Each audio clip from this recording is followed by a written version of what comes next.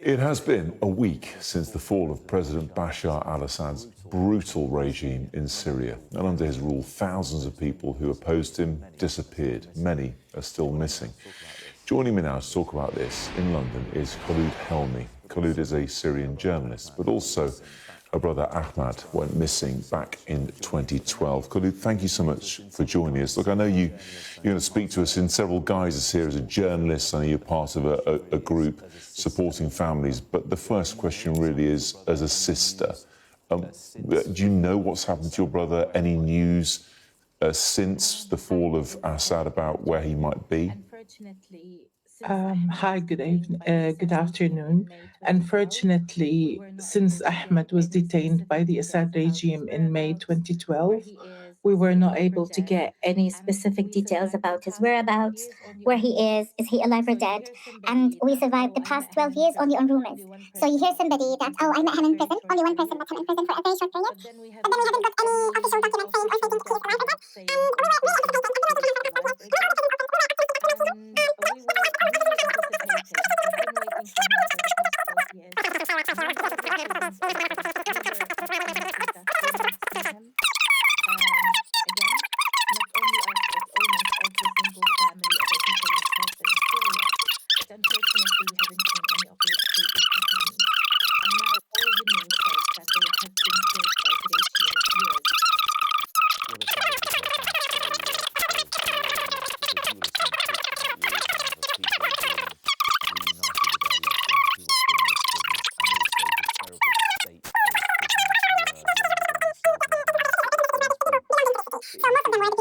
And we displaced by the Assad regime back in 2014 and 16 and 18.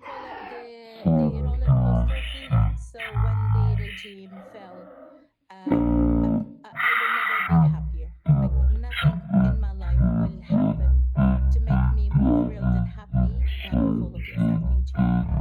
We've been working very hard for this moment. We've lost friends and beloved ones. We've been, we're refugees now. We are scattered all over the world. I can't be in the buses now to celebrate with my friends because I was forced to leave the country in 2013. I don't have the papers and the documents to go back to Syria now. Independent media and the civil society are looking to resume our role, especially in the previously regime-held areas, so we can participate in to have a decision in what is the shape of the country next. Yes, because in holding Idlib, they ran the place relatively well. It functioned. Obviously, there's been Turkish support for HGS and their push, and we've also seen the Israeli situation in the south of Syria as well, near the Golan Heights, the border there. But my final question to you, Kholoud, is you're one of something like 40 or 50,000 Syrians who now live in the UK.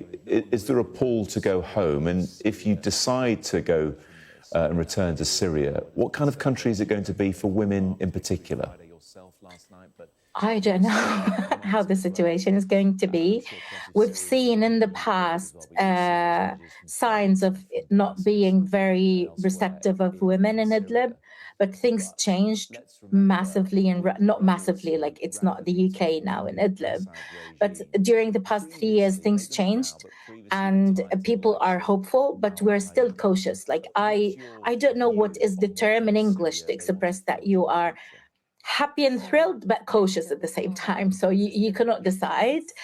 And yes, we are planning to return when we do have our documents. But the thing is, it's still unknown. We don't know what might happen in a year in Syria. If the HTS is going to rule it similar to what the Assad regime used to rule it, but different face, then it's going to be scary. We don't know if if things like, it's not this even. People are worried about conflict. So people are worried that conflict might arise in Syria in few months to come.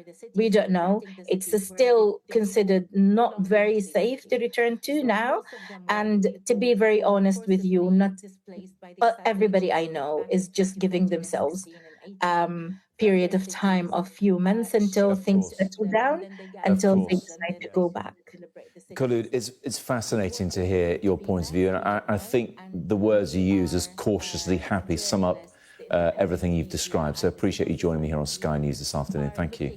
Thank you.